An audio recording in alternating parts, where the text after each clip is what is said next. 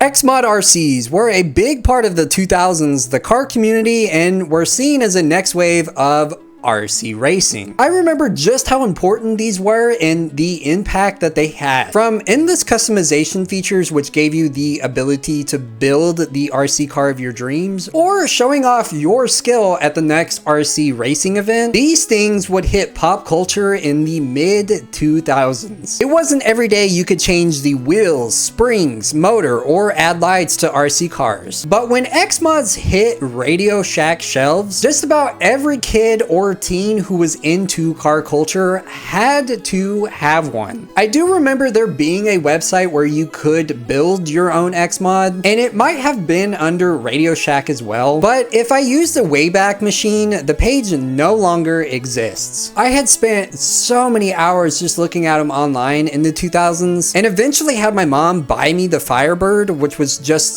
so rad at the time. That remote with the tire that was used for turning, which could come off, was just the major selling point to my kid mind. These things were fast, fun as could be, and had been a leader in the automotive atmosphere. But after multiple discontinues and Radio Shack closing its doors for good, Xmods would fade after the 2010s. What happened to these beloved RC cars, and have Xmods inspired a new wave of innovation?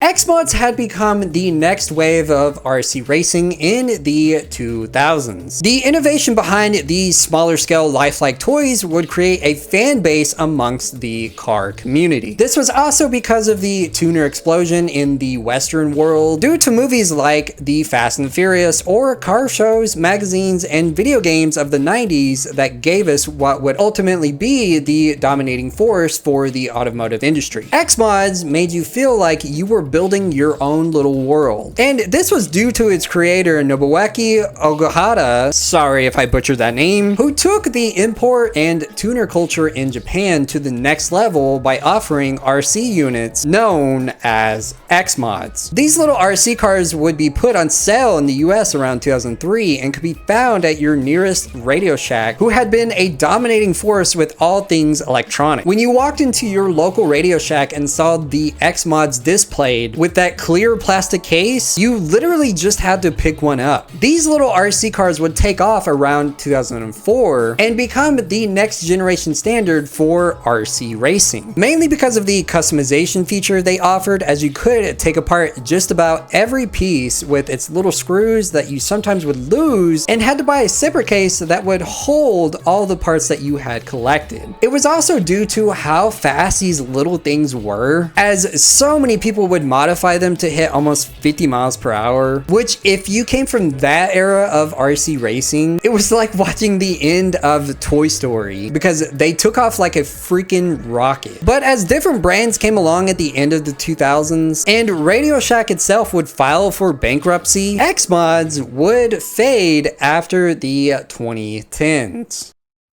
Xmods would go on to have multiple generations in the RC world, and it was endless on what you could customize. Change the spring rate, motor, appearance, or swap bodies of the car you wanted to see on your build. These things were just unique on what you could modify. But one other thing that would be modified after the 2010s were the Xmods sales. Talking about the downfall of Xmods, there were numerous factors that would play a role with its fade in the car community. Radio Shack would put the Xmods brand through multiple discontinues, less customization features, and a new smaller image that would ultimately kill off what Xmods had become, which was iconic. The rise of Amazon and its popularity of getting quality products delivered to your front door pushed the Radio Shack chain into bankruptcy, and ultimately they had closed their doors for good. But realistically, Radio Shack itself was already falling and becoming less consumed with electronic sales around the time Xmods would be put on its shelves. If you remember after the 2010s how bare Radio Shack had become, it was no wonder why they would tank the Xmods brand multiple times. The culture around Xmods would not fade, however, as multiple Reddit posts and eBay listings still keep the community and what Xmods was as a dominating force in the RC world. It would be the Radio Shack brand recognition that would fade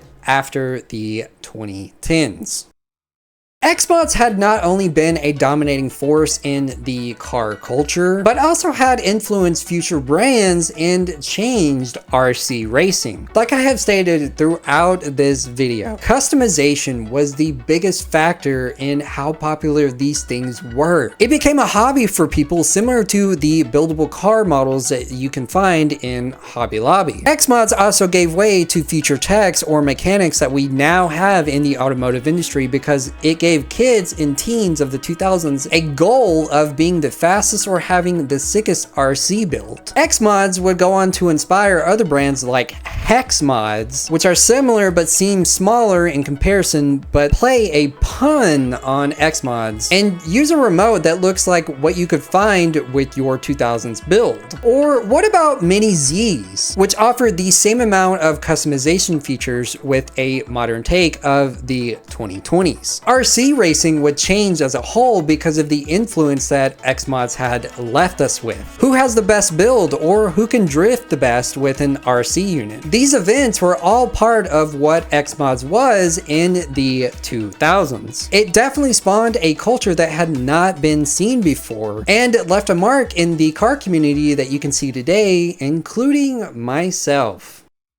These little RC cars known as Xmods would leave a mark on my childhood and also left an impact of modifying the car I have today. In 2005, I begged my mom to buy me the Firebird model, and it was because I was so in love with the culture behind them, but also because of the hobby of taking them apart, dressing them up how you wanted it to be, and impressing your friends with them. My brother was also a big factor in having an Xmod, as he had the first generation with boxes and boxes of different parts like control arms, stages of motor, springs, or multiple sets of wheels. I would love to see the brand Xmods come back. It definitely has a nostalgia factor and would sell like crazy in this time of old series coming back, but I can see that the culture behind Xmods is still present and under new brands, leaving a legacy of how impactful